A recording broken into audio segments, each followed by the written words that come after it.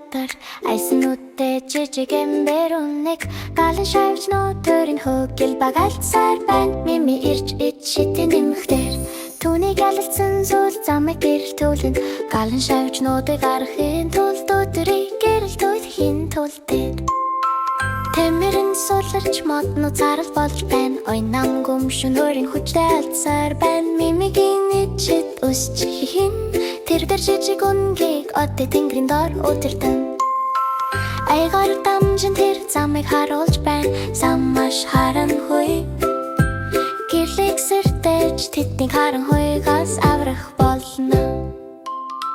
Мими им галалцсан ичитээ тэр галын шавжнуудыг аварч гэрлэг буцааж авчирна. Түүнийг ялалцсан сэтгэлчин тэр замыг олон хотон тусан ичитэг сэрдэж өдрийг гэрэл төлөх болно.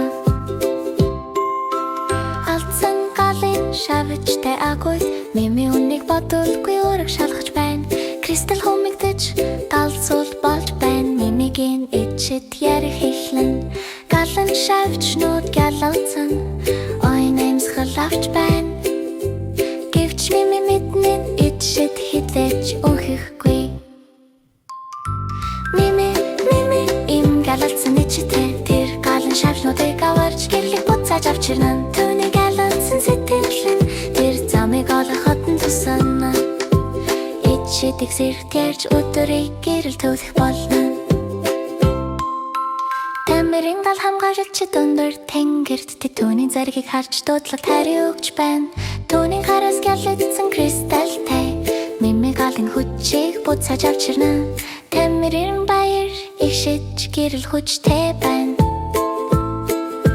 Мимигийн адал явдал түүнийг хол оруулсан. Мими им галалцсан ичитээ тэр галын шавжнуудыг аварч гэрлэг буцааж авчирна.